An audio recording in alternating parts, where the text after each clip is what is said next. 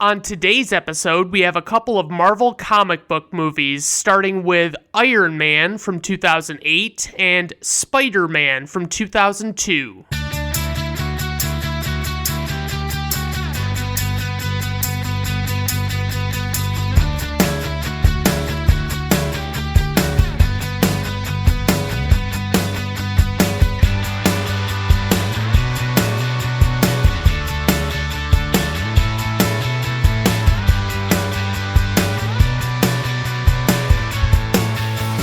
All right, everyone, welcome to Brandon at Random Reviews. I am your host, Brandon Griffiths. Thank you for stopping by. I do appreciate it. As I mentioned, we've got some Marvel movies to talk about, and my goodness, the world of Marvel movies is such a mess. I mean, it's not as bad now as it used to be, but basically, multiple different studios own the rights to certain Marvel characters, and it's just kind of all over the place. Like, Sony owns the rights to Spider-Man, and Marvel Studios now owns the rights to most of the Marvel universe, but they also just acquired a bunch of 20th Century Fox properties, which were like the X-Men and Fantastic Four and things like that. I mean, I really love what they've done with the Marvel Cinematic Universe. You know, I loved that they turned everything into, a full storyline that all is interwoven and things like that. I mean, it's pretty awesome. I can't get enough of it. Like, they did the whole Infinity War storyline, and it just really fucking came together nicely. It worked out really well. So, yeah, I mean, they're really getting, I think, to where they want to be, which is to where Marvel Studios owns all of the rights to their characters, and the only problem is going to be that Sony's not going to give up the rights to Spider-Man anytime soon. Like, it's just a given, But they've worked together so that they can actually feature Spider-Man and Spider-Man characters in the different Marvel movies that they want to feature him in. So that's been really cool that they've done that.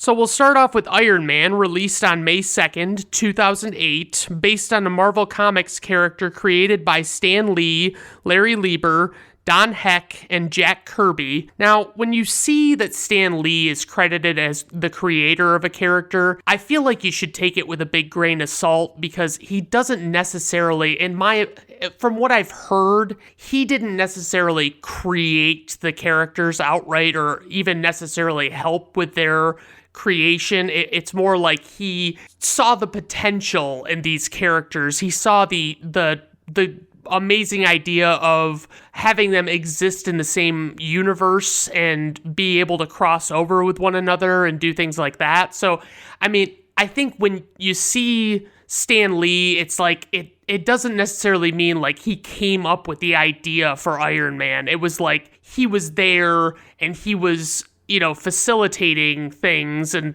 stuff like that. But I don't think we'll ever know the full extent of Stan Lee's involvement with these different character developments. So the director of this movie is Jon Favreau, and obviously he's also an actor, but he's done a lot of directing work. He's directed quite a few movies.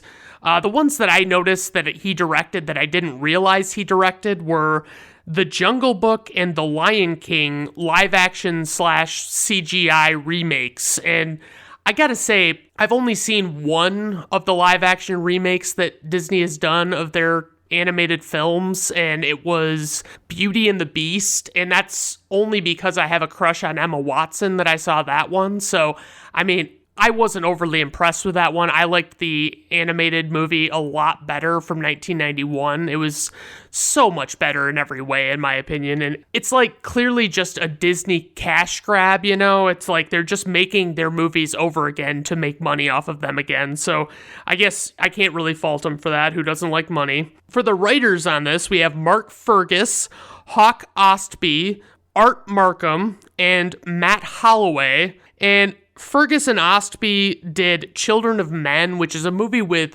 Clive Owen, and he is actually protecting a woman who is pregnant, and she's like the last pregnant woman on Earth, and everybody else is barren, basically. Like, it's a pretty fucking wild movie. It's pretty solid. I would check it out if I were you. But Markham and Holloway did Punisher Warzone, and think I've seen that one. I don't really remember it very well. I want to say it was probably somehow better than the original one with Tom Jane and all that stuff, but it was like, I think it was a lot truer to the comics maybe, but it was just interesting to see those two duos come together to make Iron Man, because I would never have thought that that combination would work well at all. For the producers, we have Avi Arad and Kevin Feige. Avi Arad has done a bunch of Marvel movies across the board. Most notably, he did Ang Lee's Hulk movie from 2003 starring Eric Bana, and I saw that in theaters and haven't ever seen it since. I just remember it being like overlong, and the CGI was not where they would have wanted it to be if they had their choice. You know, it didn't actually look that good. So then we have Kevin Feige, who is the president of Marvel Studios and the primary producer of the Marvel Cinematic Universe, which is also called the MCU. He was also involved in many Marvel movies before the MCU came about in 2008. For the score, we have composer Ramin Djawadi, and he actually did the music for the TV show Game of Thrones, which I have my opinions that I've already shared about Game of Thrones and what I think about what happened there, but his music was solid in that show. Like, especially if he came up with a theme song, like, that's fucking stellar. He also did Uncharted, which was previously covered on this podcast, and I don't really remember the music sticking out too much in that one, but I don't really remember too much sticking out in that one at all. So for the cast, we have Robert Downey Jr., who plays Tony Stark / Iron Man. He's the CEO of Stark Industries, and he took over the company after his father Howard died.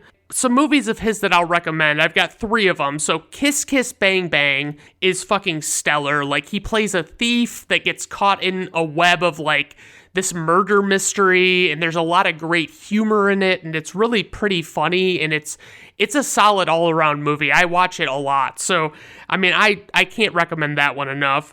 He also was in Zodiac, which is a David Fincher movie, and he's one of my favorite directors, and this one is about the Zodiac killings from the late 60s, and honestly, there's so much suspense building in that movie throughout that it's amazing. Like, they really did a fucking stellar job, basically keeping you on the edge of your seat the entire time. And then the third one I have is the comedy Tropic Thunder, and Robert Downey Jr. plays an Australian method actor who takes a role as an African American in a Vietnam War movie, and it is as ridiculous as it sounds. It is fucking hysterical, and if Robert Downey Jr. wasn't in that movie, I don't even think I would want to watch it. Like, I don't even think I would have liked it that much, but he just fucking makes the movie. It's so ridiculous. The only ones of his that I could never get into were the Sherlock Holmes movies, which is strange because I like the cast of the Sherlock Holmes movies, and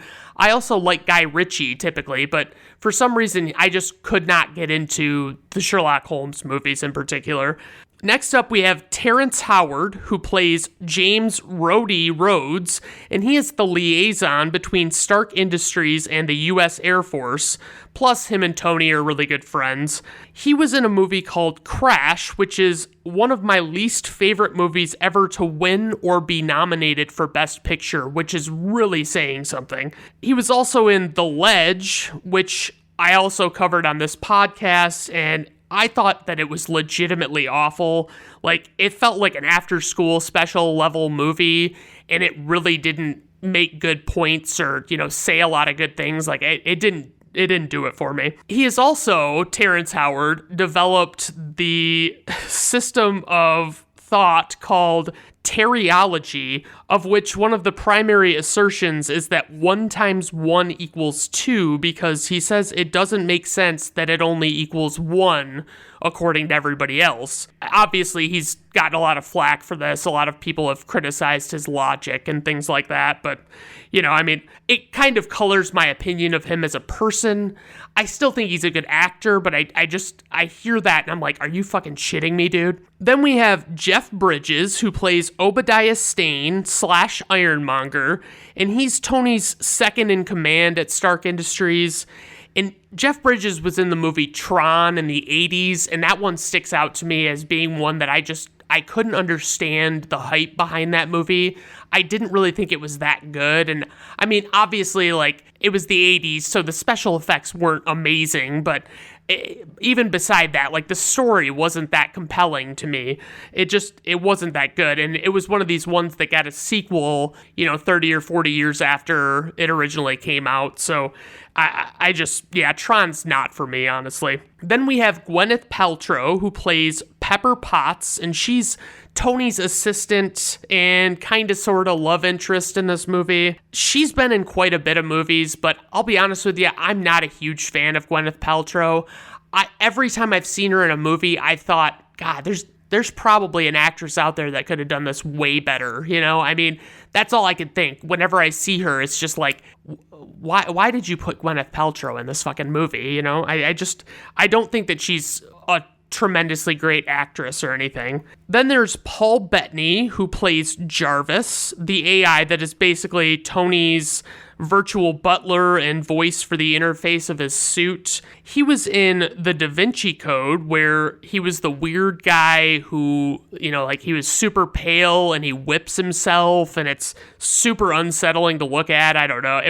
I never got into those Da Vinci Code movies. I didn't think they were that great, and I never read the books, and I probably should have, but that is the way it is. So, and then for casting notes, we have Hugh Jackman, Clive Owen, and Sam Rockwell were among the actors who were considered for Tony Stark during pre-production. Rockwell ended up playing Stark's rival, Justin Hammer, in Iron Man 2 from 2010. Tom Cruise and Nicolas Cage also expressed interest in playing Tony Stark / Iron Man at one point, and I gotta say, I would have hated either of those guys being in this role, but I would have especially hated Nicolas Cage because, I mean, despite the hype around Nicolas Cage and people acting like he's good, he's really not a good actor in my opinion. Director Jon Favreau wanted Robert Downey Jr. because he felt the actor's past was right for the part. He commented, "The best and worst moments of Robert's life have been in the public eye. He had to find an inner balance to overcome obstacles that went far beyond his career.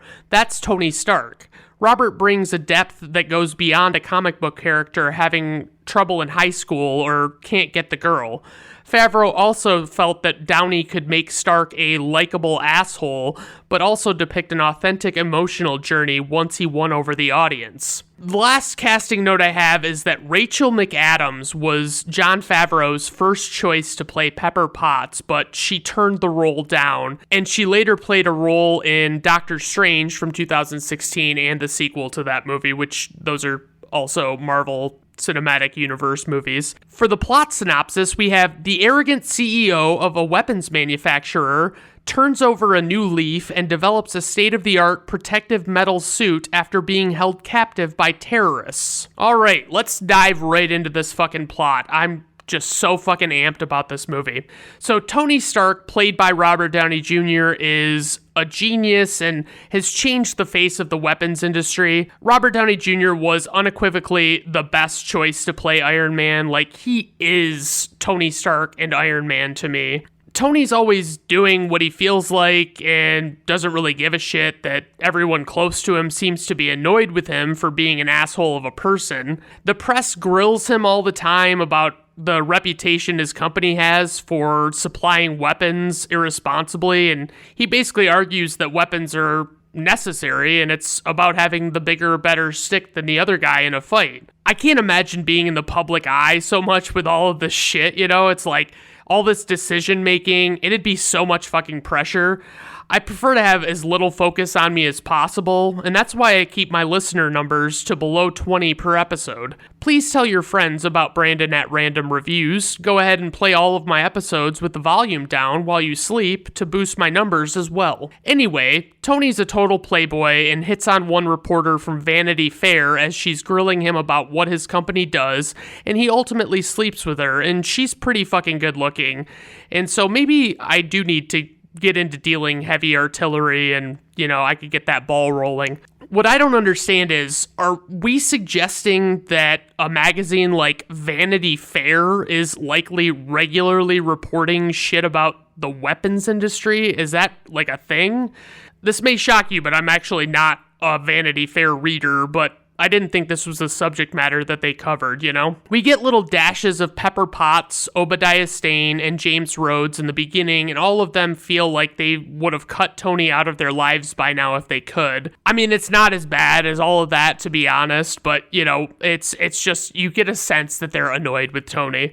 Like, he's not a total dick to them all completely, but you basically get a feeling like they're just putting up with him, like they've all had it up to here with his nonsense. So Tony goes to Afghanistan to demonstrate this Jericho missile, and, you know, this fucking Jericho is pretty fucking sweet. It's like this giant missile that once it is launched, it jettisons several tiny missiles from it and creates this huge shockwave explosion. It's pretty fucking sweet. But he gets captured by terrorists right after the demonstration, and, you know, it's just this huge attack on the convoy, and he wakes up in a cave, and he's got a roommate named Yinsen, who happens to be a surgeon. Yinsen seems like a good all-around guy, and, you know, he helps Tony talk to the terrorists and stuff, and Tony finds out from Yinsen that he's got shrapnel in his chest from the initial explosion with the terrorists, and Yinsen removed as much as he could, but to prevent what was left from penetrating his heart, he put an electromagnet in Tony's chest, and it's powered by a car battery, which is keeping the shrapnel at bay. So initially, he makes this sweet little fucking arc reactor, like this tiny little powerful arc reactor, which mounts into the hole in his chest to replace the car battery, since a car battery would be a lot to carry around. And he says it could power his heart for 50 lifetimes or something big for 15 minutes. And it's just, that's some nice foreshadowing there. Like, that's just, I love the way they present that. That sounds pretty fucking awesome. So now that he's a captive in a cave, the terrorists want him to make a Jericho like the one he demonstrated, but instead he secretly makes a fucking super cool metal suit that's equipped with jetpack thrusters and weapons and shit, and he uses it to escape. It's powered by his little arc reactor, so that's the big thing that he was going to power with it. One big takeaway from his time in captivity is he sees that the terrorists are using Stark Industries weapons that they probably got illegally, so he's starting to see the error of his ways and how the shit he says to the press can seem so arrogant. But the whole sequence with him using the suit and weapons he makes just fucking kicks so much ass, and I just fucking love it. They have to rush to get the suit going in time and everything, and it's probably one of my favorite sequences in movies. It's just very well executed. It's really tense. He gets rescued, and he decides to have this little impromptu press conference, and I can't fucking imagine being the CEO of a company and not at least talking to your board members before announcing this like he does. Like, you can't just get up and decide that you don't want to sell weapons anymore, especially if that's like the vast majority of what you actually do as a company, you know? There are a lot of stakeholders and things like that to be considered, you know? I mean, even if you do want to make that change, it can't be only on you. You're not, you know, your company is a lot of different people that need to give you some kind of, you know, approval, but he announces it anyway without discussing it with anyone first, and it kind of seems like that might have something to do with why people are always getting irritated with him. Tony basically just pisses everybody off, but he feels so strongly about this change of heart that he's had that he doesn't really care. I remember truly wondering if him and Pepper Potts would get together in this, since I didn't know anything about Iron Man before this movie came out. I always wish they would have cast someone other than Gwyneth Paltrow, obviously, like I mentioned. And now knowing that Rachel McAdams could have been her, I'm just devastated. Like, I fucking love Rachel McAdams. I think she would have been great in this. Also, I want to make sure that I mention that this Agent Coulson keeps wanting to make time to debrief Tony after what happened in Afghanistan. And you don't really know what this Coulson guy is really all about, but he's very fucking persistent throughout this movie. So Tony is back at home, and he's upgrading his arc reactor because his old one is shitty, and so basically he's got a metal ring in the center of his chest where the electromagnet is that allows him to hook up to power and stuff. It's very weird. I don't understand how it functions, but it is what it is. He asks Pepper for her help, and she legitimately doesn't know what he means when he tells her that she can't touch the sides of the metal ring, and he says that it's like Operation, and she's like, Operation? What is that? What do you mean? And it's like, are you fucking serious? You don't know what fucking Operation is, Pepper? Like, get the fuck out of here. She ends up putting the old arc reactor in a glass cube with a plaque that says, proof that Tony Stark has a heart. And, you know, it's kind of a cute little gift that she gives him. Tony begins work on a new suit similar to the one from the cave, but obviously streamlined, and we see the process of him working out the kinks with the suit and the thrusters and the weapons and things like that. There are a lot of great interactions with him and his robots where he treats them like petulant children. It's just fucking great. He asks Rhodes for help with the suit, but Rhodes doesn't want anything to do with it since Tony fucked him over on shutting down the selling weapons dealie. Him bringing his suit together and getting it to work is great. It's such a killer payoff when he's done. Obadiah tells Tony that the board locked him out of the company. Then we find out later it was actually Obadiah that filed that injunction to make that happen. Tony finally gets his suit going, and he does a little test run, and the test run is fucking awesome. He flies out over the city, we get a lot of cool scenery, and he has to troubleshoot this icing problem when he gets up to high altitudes that actually shut the suit down. The terrorists find his cave suit and try reassembling it, and it turns out that Obadiah is working with them, so it was pretty much all in for him being a bad guy when you found out he locked Tony out of the company, you know? Tony goes to this event that no one was expecting him to go to, and Agent Coulson stops him and asks him about a debriefing session, and Pepper's there, and she's in this really nice dress, and they almost kiss after dancing for a while, but she's like really freaked out about the fact that, you know, everybody's watching them and stuff. So it's like, but you've got to like just throw caution to the wind. If it's what you feel in your heart to do, you know, just fucking do it. Tony finds out that his company has been caught dealing weapons illegally in the Middle East, and he didn't even know about it. The attractive Vanity Fair reporter that he banged earlier tells him, which that'd be fucking hard, like constantly getting stopped and being told stuff is happening that you don't know about with your company and you probably should know about. When Tony goes home and sees more news about the deals in the Middle East, he suits the fuck up and you know what's coming. Iron Man goes to the Middle East and he saves a bunch of people from the terrorists and he lays fucking siege to a town.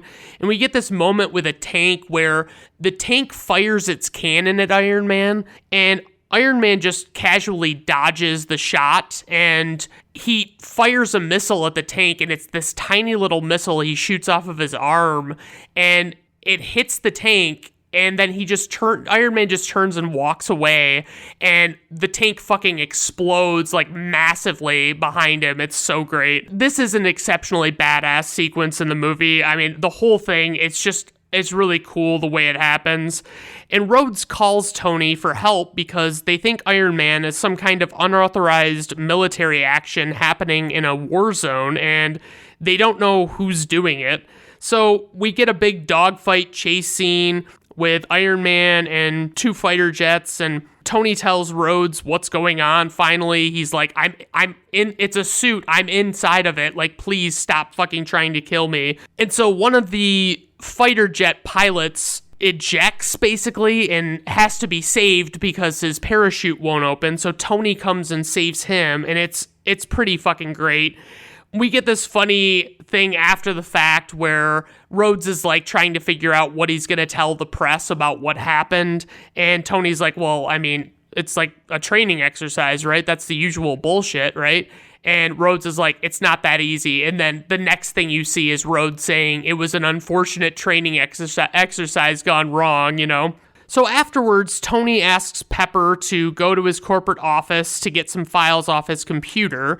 We see Obadiah talking with the head terrorist, and he's trying to figure out Tony's cave suit because he wants to make one. He has this weird little device where he puts in earplugs and holds this thing near people's heads, and it causes them to go into paralysis. It's kind of a cool, dumb villain weapon. It paralyzes people for like 15 minutes or so, and that's it. Pepper is getting the files, and Obadiah shows up at the office and has a nice long creepy talk with her. They really nail the tension here, and we get a lot of suspense, and Obadiah is just talking to Pepper, and he's being super fucking creepy. Like, kudos, Jeff Bridges. You did a good job, really pulling off the creepiness. Like, he tells her that Tony's a lucky man, or he tells her that she's some woman or whatever. It's a bit much. So she gets away from Obadiah, and you're like legitimately nervous for her because you think that Obadiah is going to catch her, and she runs into Agent Coulson on the way out, and he kind of protects her, and Obadiah discovers what she did on the computer in the office. We still don't really know what Coulson's endgame is here. Like, he just seems to really want to talk to Tony, Obadiah has people at Stark Industries build him a suit like Tony's cave one, but they can't figure out how to make the tiny arc reactor that Tony did, and Obadiah gets really fucking pissed at them for not being as brilliant as Tony. They have a giant arc reactor at Stark Industries that powers us however much of the buildings, but they're basically pleading with Obadiah Stane. They're like, we can't build this. The technology doesn't exist. And Obadiah's like, Tony Stark was able to build this in a cave with a box of scraps, and it's like, yeah, that's great. And they're like, we're not Tony Stark. Sorry. It's, too bad, so sad. So Obadiah comes and paralyzes Tony to steal the arc reactor from his chest since the men can't make one. And it's a classic example of how the villain could just kill the good guy immediately in this moment.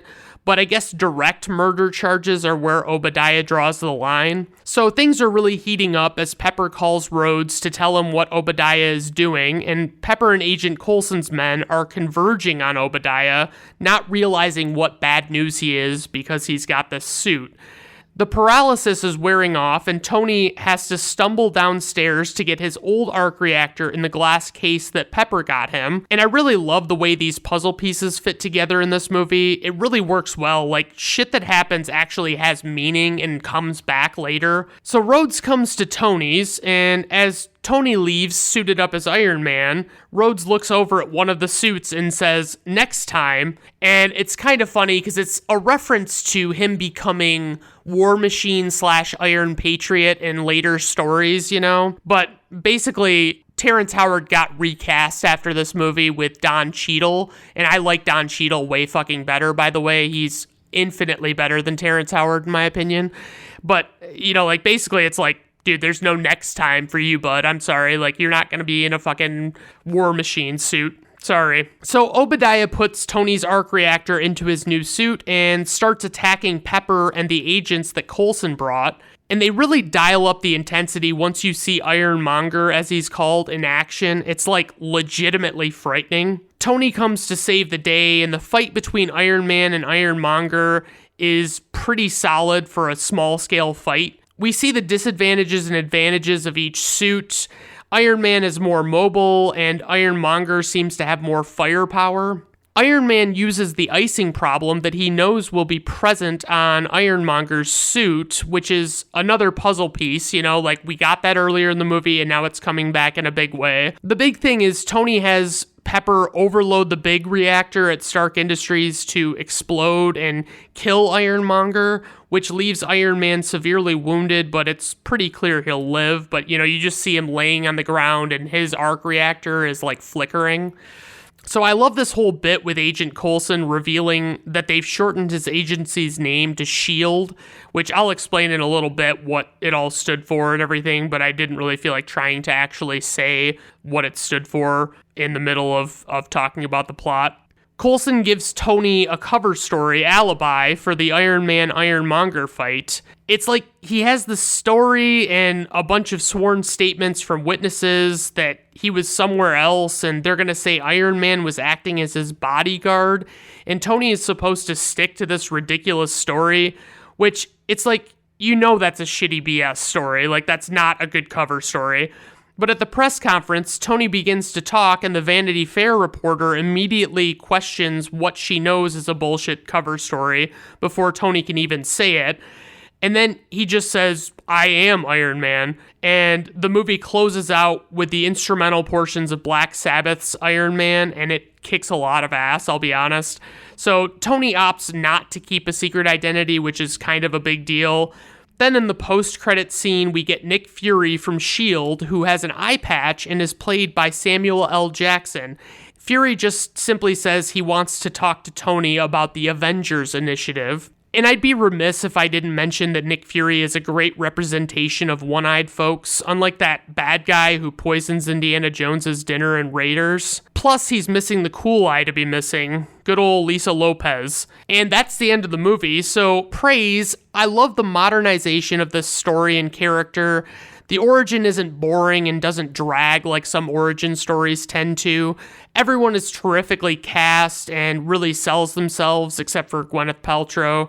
Plus, the whole revealing he's Iron Man to the public is fantastic. And my only criticism, this is a since, expired criticism that I have, because I've seen the error of my ways, but I always used to think that it would be better if they played Black Sabbath's Iron Man intro as Iron Man suited up for the first time. But now looking back, it's like, that would be fucking cheesy as shit, man. Like, I don't think that would be good. So for trivia, this is Marvel Studios' first self-financed movie. Eventually they were bought out by Disney, which means crossovers with Star Wars should be here anytime. By the way, check out Patton Oswalt's deleted filibustering scene from Parks and Rec. It is fucking hilarious. He goes into the different, basically his idea for a story where the Marvel characters and the Star Wars characters could come together. And it's very fucking funny. And he's just basically going on a little rant, and it's purely Patton Oswalt. It's not like it's his character necessarily, but it's very funny. The script was not completely finished when filming began, since the filmmakers were more focused on the story and the action, so the dialogue was mostly ad-libbed throughout filming. Director Jon Favreau acknowledged that this made the film feel more natural. Some scenes were shot with 2 cameras to capture lines improvised on the spot. Robert Downey Jr. would ask for many takes of one scene since he wanted to try something new.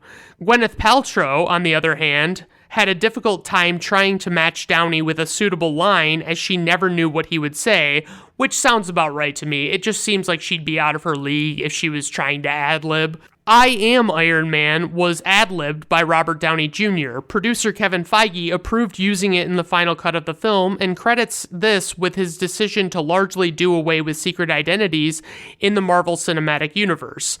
Only Spider-Man conceals his identity, and he's technically not under Feige's control, while Thor's alter ego, Donald Blake, is similarly not used, and I honestly didn't even know that Thor had an alter ego. I thought he was just Thor all the time, but that's the way they presented it in the movies anyway. Jeff Bridges said he felt really uncomfortable not having a script or rehearsals, since normally he is very prepared and knows his lines word for word. Realizing it was like he was in a $200 million student film took the pressure off of him and made it fun. Which I've only heard of a few random movies that are actually, have actually tried to not write dialogue and just kind of set up scenes and run with it, I haven't enjoyed any of the ones that I've seen. They haven't been that good. To avoid spoilers about the final press conference, the extras were told that it was a dream sequence. According to Paul Bettany, he did not know on which film he was working. He merely did the job as a favor for Jon Favreau, with whom he worked on Wimbledon from 2004. He has never seen the film and is unfamiliar with the plot. He said Jarvis was the easiest job ever, and it was almost like a robbery, since he only worked for 2 hours, got paid a lot of money, then went on vacation with his wife Jennifer Connelly, must be fucking nice. His role would, however, be expanded considerably in the later Marvel films and even require his physical presence from Avengers Age of Ultron from 2015 on. Tony Stark's computer system is called Jarvis, which stands for Just a Rather Very Intelligent System. This is a tribute to Edwin Jarvis, Howard Stark's butler, who ultimately raised Tony after his parents died. He was changed to an artificial intelligence to avoid comparisons to Bruce Wayne's butler, Alfred Pennyworth. In an interview with Britain's Empire magazine, Robert Downey Jr. thanked Burger King for helping him get straight-edged in 2003. With a car full of drugs, he had a BK burger that was so disgusting it made him rethink his life, and he dumped the drugs into the ocean. Burger King also promoted the film with toys based on this movie, as well as the sequel. Roughly 450 separate pieces make up the Iron Man suit. According to Jon Favreau, when making this film, there was a lot of pressure for it to succeed. This was particularly due to Marvel using their characters as collateral when they received a $525 million 7-year deal called a non-recourse debt facility, allowing them to make original films based on their properties.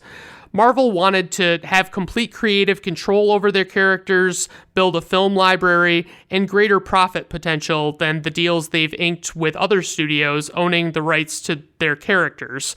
Marvel also changed its name to Marvel Entertainment Incorporated to establish a Hollywood presence. If the film didn't succeed, Marvel would have lost the intellectual property rights to their library. However, the wager paid off as Iron Man's box office success enabled Marvel to kick off an entire Marvel Cinematic Universe, aka the MCU, consisting of interconnecting films and series, and as I mentioned, they ultimately were bought out by Disney. When Pepper discovers Tony removing the damaged Iron Man armor, Captain America's shield can be seen sitting on a workbench. This same scene was shown in many trailers, but the image of the shield was edited out. Iron Man 2 from 2010 and Captain America the First Avenger from 2011 would later reveal that Howard Stark, Tony's father, was responsible for the creation of Captain America's shield, and the one in Tony's home is an early prototype. Agent Phil Coulson repeatedly states that he is a member of the Strategic Homeland Intervention Enforcement and Logistics Division, finally shortening it to SHIELD. In the comics, the SHIELD agency originally stood for the Supreme Headquarters International Espionage Law Enforcement Division.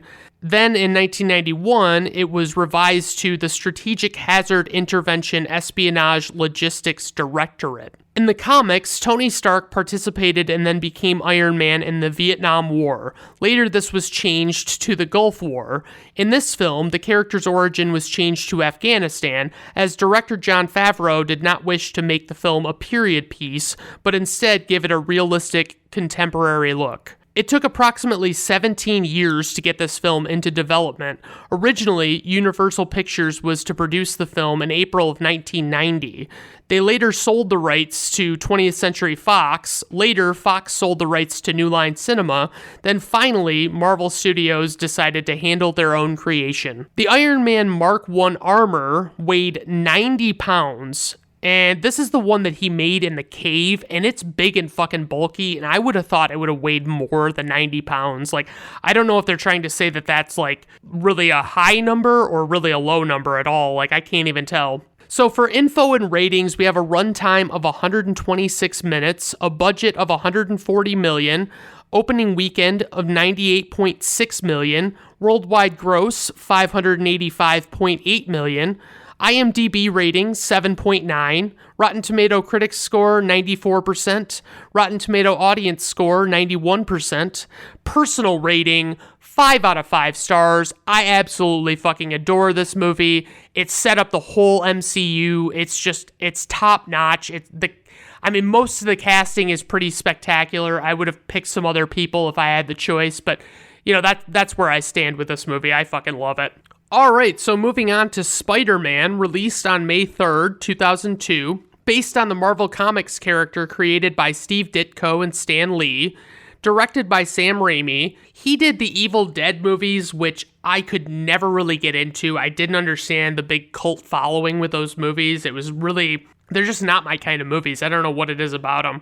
He also did Spider-Man 2 and 3, and 2 is a very good movie, and 3 is legitimately awful, and I honestly watch it just to see how bad it really is. And he also made the movie Doctor Strange in the Multiverse of Madness, which was a huge fucking letdown because you were expecting so many crossovers to happen and so many characters being brought into the fold. You just had these expectations based on the trailers and the hype around the movie, and it just didn't deliver. It really let me down. It was an okay movie by itself, but like the lack of all the stuff that we were expecting, it's like, fuck, I wasn't that impressed. For the writers, we have David Koepp, who happens to be the 9th most successful screenwriter ever based on box office numbers. He did Jurassic Park, Carlito's Way, and Mission Impossible 1.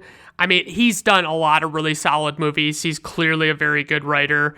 For the producers, we have Laura Ziskin and Ian Bryce. For the score, we have composer Danny Elfman, who has done a shit ton of Tim Burton movies, among many other movies, but, you know, he did the 2 Batman movies that I hold near and dear to my heart, especially the one from 1989. I really love his scores. They're really dark and cool. For the cast, we have Tobey Maguire, who plays Peter Parker / Spider-Man, who is a late high school, early college student. He was in Spider-Man 2 and 3, and I've already kind of talked about their quality levels. He was in Brothers with, I think it was Jake Gyllenhaal, and man, that movie is pretty fucked up to watch. Like, it's crazy. Like, it's about this guy who comes home from the war, and he's just, like, not right in the head anymore, and, I mean, it's pretty fucking gripping. I mean, it's crazy. He was also in The Great Gatsby from 2013, which I legitimately hated. I couldn't even finish the movie.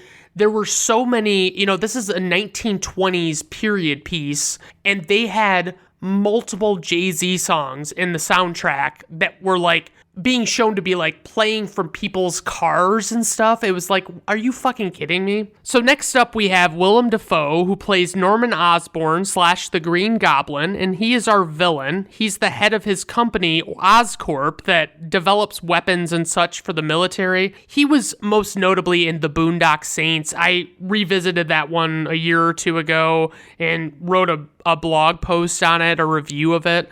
I really love Boondock Saints. It's kind of one of those ones that's like, it's probably overrated because so many people act like it's the best thing that ever happened, but I think it's a really solid movie. Then we have Kirsten Dunst, who I have noted here is hot. Yes, that's right, Michelle, hot. She plays Mary Jane Watson, who is an aspiring actress and crush of Peter Parker, and she is romantically involved with multiple male characters in this movie. She was in Eternal Sunshine of the Spotless Mind, and I know I've said this before, but absolutely check that movie out, and don't look anything up on it to find out what it's about. Just go in uninhibited by any expectations or anything, and just watch it. It is a great fucking movie. She was also in Melancholia, which I legitimately hated. It was like an art film type thing. I don't really know what they were going for with it, but I mean, she's topless in it, so that's something. And then we have James Franco, who plays Harry Osborn, the best friend of Peter and the son of Norman Osborn. It's kind of weird, like, they don't really share how he actually knows Peter. He just knows him. Like, he goes to public school for the first time, and he already knows Peter somehow, and it's very unclear how that came about. He was in The Disaster Artist. That's the big one I want to talk about with him, because he plays Tommy Wiseau in The Disaster Artist, and Tommy Wiseau made this movie called The Room, and it's largely considered to be one of the worst movies ever made, and I've watched it a few times. It's fucking hysterically bad, and I just really enjoy it. I have a really good time watching it. J.K. Simmons plays J. Jonah Jameson, who is the head of the New York Daily Bugle newspaper, and he hates Spider-Man a lot, and it really comes through in this movie. He was in the movie Extract, which is a Mike Judge movie, which I love. I found it very funny. I thought it had a lot of great comedy. It's, you know, that same brand of humor that you're used to with Mike Judge. It's just, there's so much to love about it.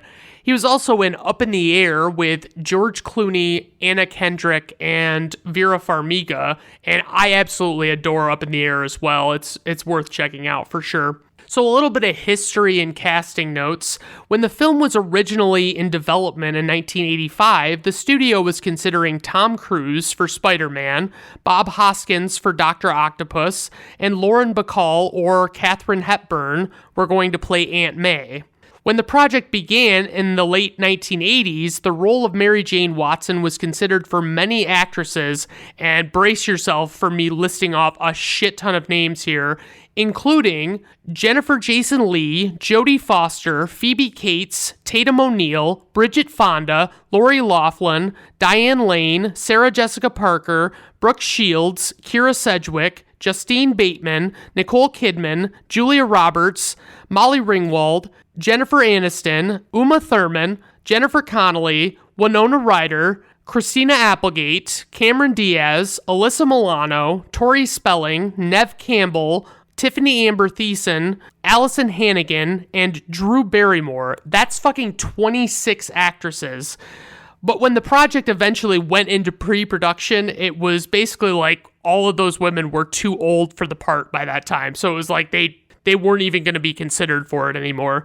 Following the critical and financial failure of Superman 4 in 1987, the studio slashed the budget for the Spider-Man movie, and at one point, James Cameron was attached to direct, and he pitched an X-Men crossover, as well as villains Electro and Sandman. David Fincher was asked at one point to direct, and his version would have told the origin story in the opening credits and would have been based on the night Gwen Stacy died. Chris Columbus was offered the director's chair but opted to make Harry Potter and the Sorcerer's Stone instead. At one point or another, Leonardo DiCaprio, Charlie Sheen, Edward Furlong, Freddie Prinze Jr., Elijah Wood, Chris O'Donnell, Jude Law, Frankie Muniz, Josh Hartnett, Chris Klein, James Franco, John Cusack, and Heath Ledger were considered for the lead role.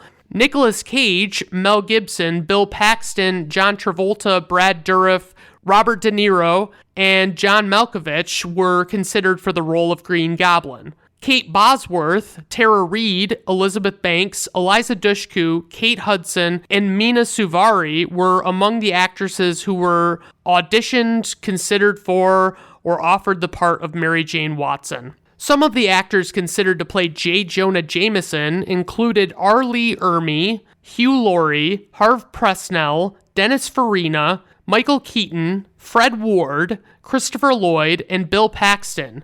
And then J.K. Simmons was ultimately cast. Stan Lee said that he had always wanted to play J. Jonah Jameson since the character was based on him, supposedly. He even auditioned for the role, but it was determined he wasn't right for the part. Lee would go on to be highly complimentary of Simmons' portrayal of the character. In the late 90s, the studio lined up Roland Emmerich, Tony Scott, Chris Columbus, Barry Sonnenfeld, Tim Burton, Michael Bay, Ang Lee, David Fincher, Jan de Bont, and M. Night Shyamalan as potential directors, but ultimately went with Sam Raimi. So for a plot synopsis, we have a high schooler who appears to be 36 years old, is bitten by a genetically altered spider, and gains spectacular abilities, and must face off against a crazed, deadly foe. All right, let's dive right into this plot, gang. So right off the bat, we get Danny Elfman fucking killing it with the intro score, and he kills it throughout, but I probably won't mention it much. I remember I was so fucking excited for this movie when it came out. Like, I was riding on the high of these 2 PlayStation Spider-Man games that were really good. Life was fantastic, and this was when there wasn't a new superhero movie out every 5 minutes, so thanks X-Men for paving the way on that. Peter Parker leads it all off by assuring the audience that he's not your regular ordinary guy.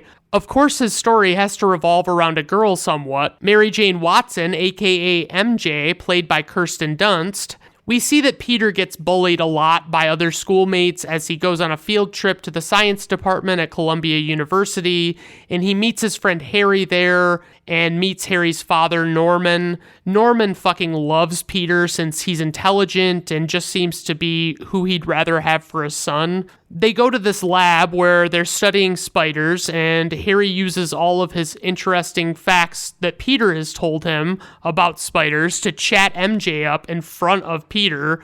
Like, basically, Harry just carpes that diem. When he realizes that Peter isn't going to talk to MJ, he just takes it upon himself to fucking talk to her.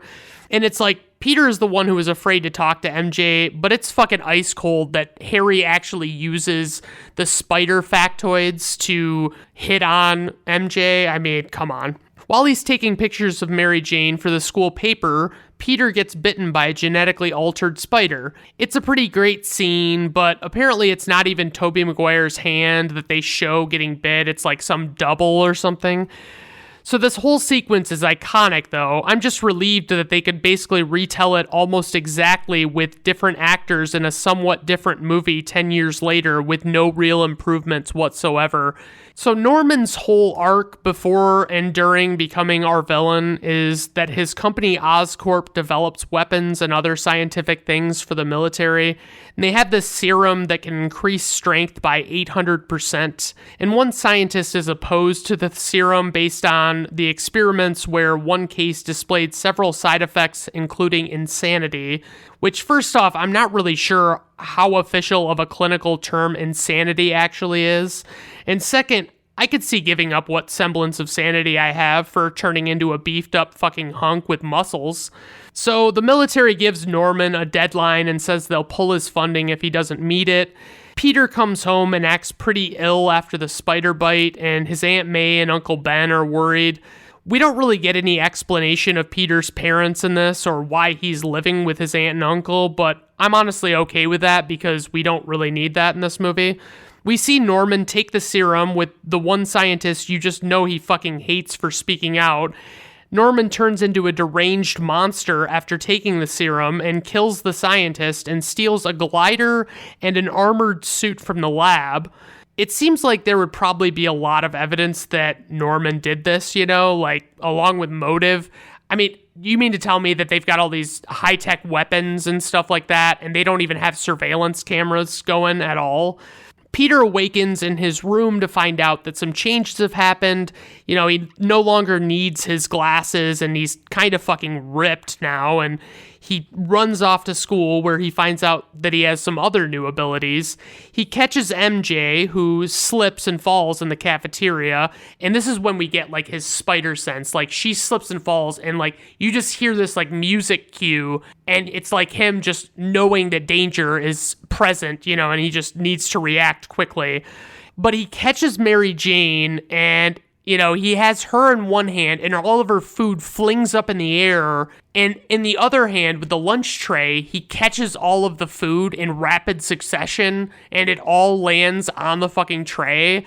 And it's pretty impressive. And apparently they did it practically because, they wanted to save a shit ton of money on CGI. And it took approximately 156 takes to catch all of the food on the tray. So he finds out that he can jizz webbing that dispenses from the underside of his wrists, and he accidentally uses the webbing and flings a tray of food on head bully and boyfriend to Mary Jane, Flash Thompson. This scene has some pretty fucking solid effects by 2002 standards, I think. We get a lot of slow-mo and shit like a spit wad suspended in midair. Peter reluctantly fights Flash and is able to be mostly defensive, and Flash can't land a single punch because Peter's reflexes are so good. So Peter ends up winning the fight and flees from school and goes to try out his new powers, and he figures out that he can climb walls and all that stuff. But during this sequence, we get a lot of CGI where he's trying out his powers, he's jumping from one rooftop to the next, and it's the CGI looks really cartoonish. It looks pretty fucking bad. And I remember people bitching about that with this movie when it came out. So, say what you will. It was probably as good as we were getting in movies at that point. It's just CGI is only shitty if you recognize that it's CGI easily. But I do want to stop and take a second to thank this movie for fast origin stories. Basically, it just takes no time to all of a sudden you've got Norman becoming the Green Goblin and you've got Peter becoming Spider-Man, and it's all very exciting, and I love the pace of this movie. It's so fucking great.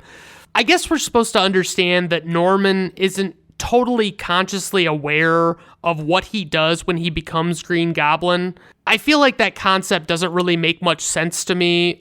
why would it come and go? Why wouldn't he just be a raving lunatic all the time?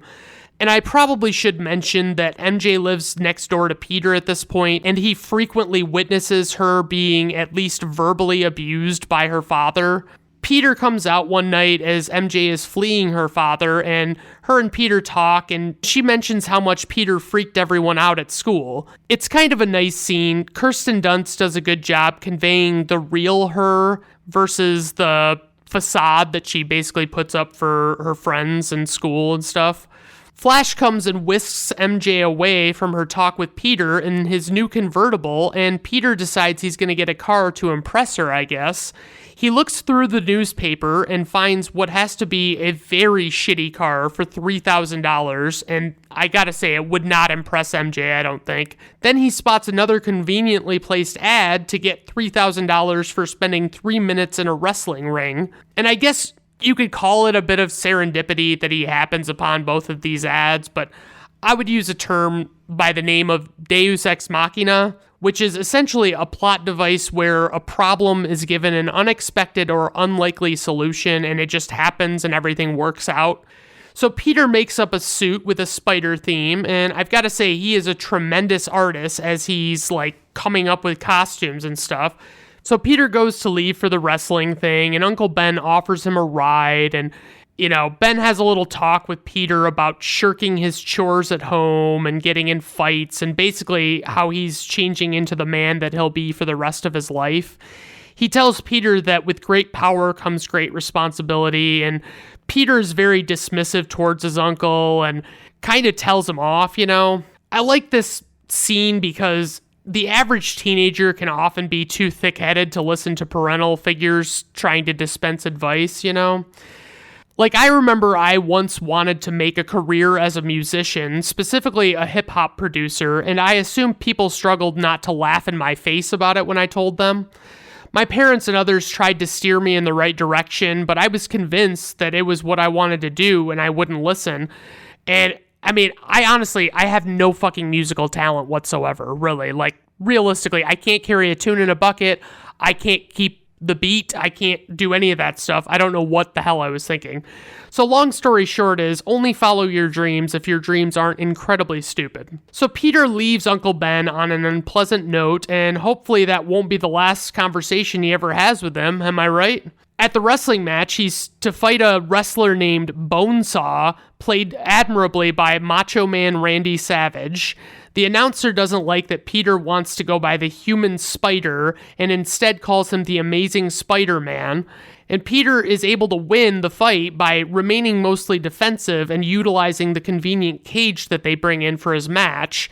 When Peter goes to get paid, the fight organizer only pays him $100 despite the ad saying 3,000 because the ad said 3 minutes and Peter pinned Bonesaw in 2. So Peter is naturally like, God fucking damn it, are you shitting me? I needed that $3,000 to help me get on the fast track to bang Kirsten Dunst. The organizer rather callously says he missed the part where that's his problem. And as Peter is walking out, this guy comes and robs the organizer, but Peter doesn't try and stop the guy because fuck that piece of shit organizer, am I right? And when the organizer asks Peter why he didn't stop the robber, Peter smugly says, I missed the part where that's my problem. And you just know Peter is so fucking proud of himself in that moment. It's just like, I mean, he just has that look on his face. It's fucking ridiculous. Then, as Peter is waiting for Uncle Ben to pick him up, he sees a crowd gathered and Ben has been shot and fatally wounded by a carjacker. We get some ugly crying from Tobey Maguire, and I can't in good conscience criticize it because that must be hard to make look real. Peter chases down the carjacker and finds out that it's the guy who robbed the fight organizer, and he kicks the ever-loving shit out of him. So obviously Peter is learning how his actions have consequences in one of the hardest ways possible. And meanwhile, Norman finds out that Oscorp might lose its military contract to another company, so he comes and bombs their demonstration, killing them and the military bigwigs. So it's like, who are the police's prime suspects in these Green Goblin crimes? Is there anyone else that they might be thinking of other than Norman Osborn? Anyway, Peter, Harry, and MJ have their graduation, and MJ breaks up with Flash right after the fucking ceremony.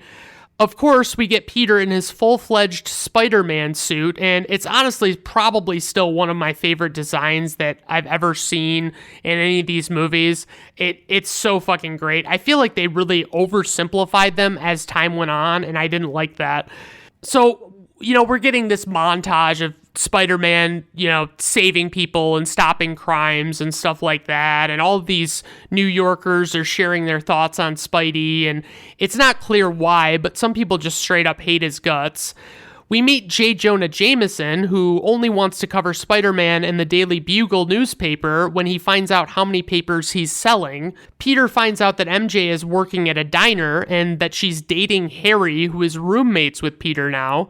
Norman offers Peter a job after he gets fired for being late too much, but Peter says no since he doesn't want to just be handed a job. So Peter starts taking photos of Spider-Man to make money, and I feel like the whole thing where he rigs up cameras on timers, that would be really fucking difficult to execute. Like, I don't think it would go as well as they make it out to go, It's like it's everything just goes perfect, you know what I mean? He gets amazing pictures and there's no problem. And then the board at Oscorp is making Norman resign. Like, they're basically getting bought out by another company, and that's a stipulation of the deal, is that Norman not be there. Then we get the parade scene featuring timeless musical act Macy Gray, and they really picked a musician who had some true staying power for this movie. My goodness. Norman attacks the parade so that he can kill the major Oscorp board members as Green Goblin. Spider-Man gets a spider sense as the Goblin's approaching, and, he knows that he's got to save the day. And we get this scene where Spider-Man saves MJ, and they show a shot of her in his arms, and it is so clearly a dummy in a spider suit. It looks ridiculous. But anyway, MJ is just over the moon about Spider-Man, and she's telling Harry about it, and he's concerned with how impressed she is with Spider-Man. And it does that dumb thing, like at the end of their phone call, she hangs up, and it's like he's on a cell phone, but it goes straight to dial tone, which it doesn't even do that on landlines, let alone, a cell phone that doesn't even use dial tones.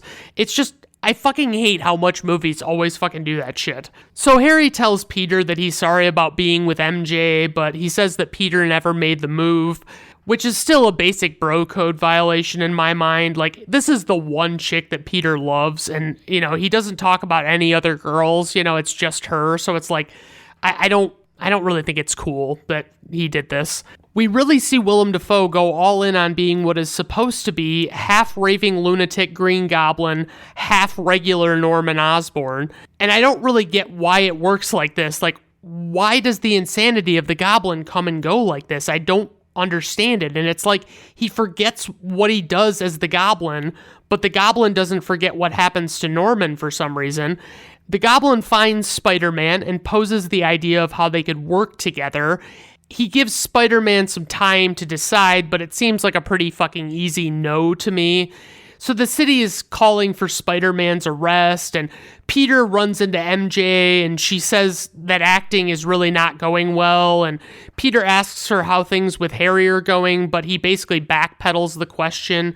And Mary Jane clearly knows that Peter is super into her, and she kind of hassles him a little bit about asking the question about Harry, and it's like, I mean, let him fuck it. If he's gonna backpedal, he's gonna backpedal. But I know it can be very hard to tell people how you feel when you feel a certain way about them. You know what I mean? It's not easy. I struggle with it every day. But if you're out there listening, Anna Kendrick, and I know you probably are, I love you to the moon and back, and I think that we should, finally break down and tie the old knot. Feels good to get that off my chest. As MJ leaves, we get this iconic scene where some bad guys chase MJ down an alley, and Spider-Man comes to save her in the driving rain.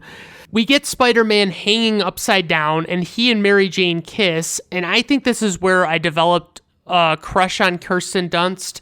Like, she looks really good in this scene, but now, she's too young for me in this movie particularly, But that's what I love about these actresses that I keep falling for, is that I keep getting older and they keep also getting older at the same rate, and it's wonderful. Apparently this scene was rough for Tobey Maguire because, it was raining and his sinuses were actually filling up with water the entire time. Later on, Spidey saves a baby from a burning building and has to go back in and finds Goblin wanting an answer to the question about working together. And of course, Spider-Man says no. And in the ensuing fight, Spider-Man gets a cut on his wrist. Later, they're having what I assume to be Thanksgiving dinner, and the cut on Peter's arm is bleeding through his sleeve, and Norman figures out that he's Spider-Man. This is what I don't understand. It's like Norman remembers the Goblin doing that, but I guess it might be that Norman and Goblin are merging and there's no separation anymore. Maybe just like Norman is an act, But Norman was supposed to be meeting MJ at dinner, and he leaves when he figures out that Peter is Spider-Man and says mean things about MJ that she overhears, and then she gets pissed at Harry for not defending her enough on. So the Goblin decides to attack Aunt May to get at Spider-Man, and it's not really clear at all what he even does to her other than scare her, but she goes into the hospital anyway. And while Peter is visiting Aunt May, MJ comes and talks to him, and he basically says some really heartfelt things about MJ by way of a story about Spider-Man. And it's like, we get it, you want to fuck her, okay? Harry walks in on them holding hands and knows it's over for him and MJ pretty much. Harry tells Norman what happened, and he's like, oh no shit, Peter loves MJ? Why don't I kidnap MJ and threaten her life in a very over-the-top and elaborate way where I make Spider-Man choose between her and a cable car full of people? So naturally he does that. And I have to say, I'm all for patriotism, but this post-9/11 New Yorkers defending their city is a bit fucking much. It feels forced. Like, I'm sorry everyone, but it's like, it's a really forced show of solidarity that it didn't really work for me. So Peter and Green Goblin's showdown ends in an abandoned building. So to set the scene, Spider-Man has the upper hand and he's talking to Goblin, who is incapacitated, and reveals that he's actually Norman Osborn.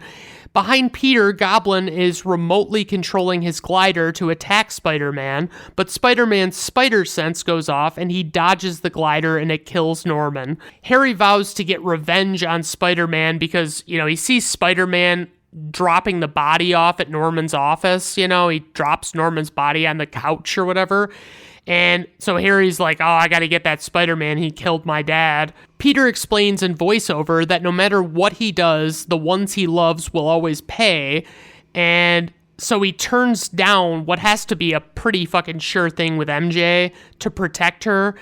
Like, she kisses him and tells him she loves him, and it's like, I'm thinking I might take the low road here and see where it goes, So he walks away and he does voiceover saying that he'll never forget that with great power comes great responsibility, and that's his gift as well as his curse. And he will remain Spider-Man for 2 more movies and then be replaced by an actor who is actually older than him. But I would have loved it it's too bad he would have been such a no-name actor, but I would have loved to see Andrew Garfield get cast as Spider-Man in this string of Sam Raimi movies starting in 2002, because he would have been about 20 and so was Kirsten Dunst. So it's like, fuck, it would have been so fucking incredible, guys. I would have loved it. So my praise for this movie is that I love the quick work they make of the origin stories. The action is kept up pretty well once things get going. And the effects are good by 2002 standards, kinda, and really set the tone for superhero movies and action movies to come. The story is pretty relatable, and I like that Peter doesn't get involved with MJ to protect her in the end. Like, it's a good way to close it out. Like, it's not just like the guy gets the girl or whatever. My only criticism for this movie is the casting of Tobey Maguire. Like, I don't hate Tobey Maguire. I just felt like there were many actors that could have done this better. I think they would have been a better fit. I'm so used to the 90s animated series version of Spider-Man. The way he talked, the way he taunted his villains, I just loved it.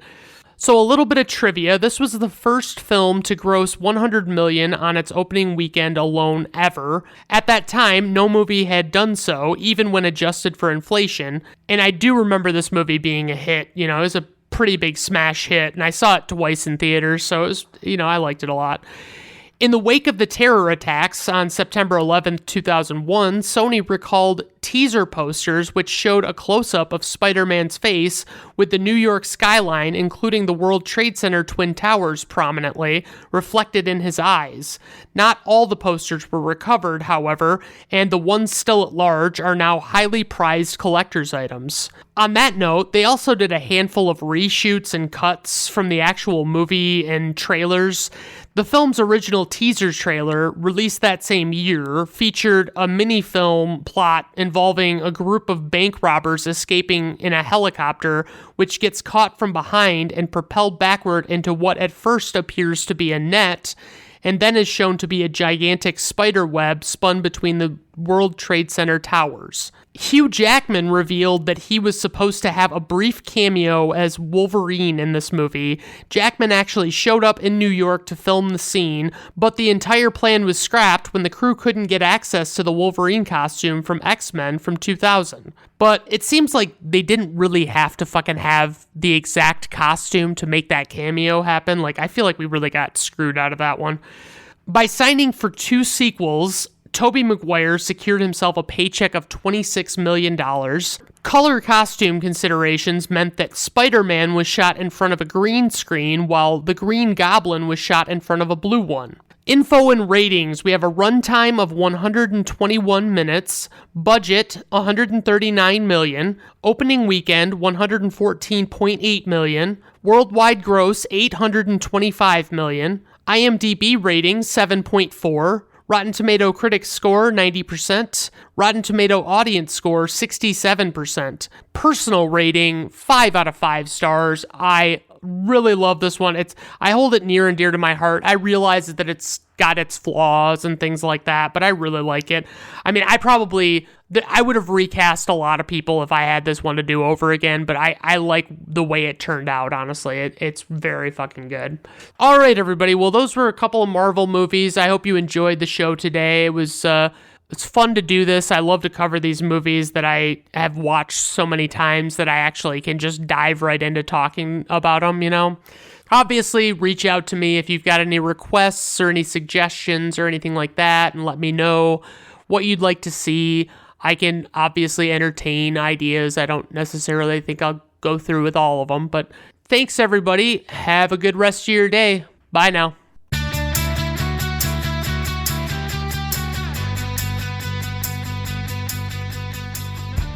Brandon at Random Reviews is performed, written, directed, produced, and edited by Brandon Griffiths. Theme music is performed by Augusto Diniz from Fiverr.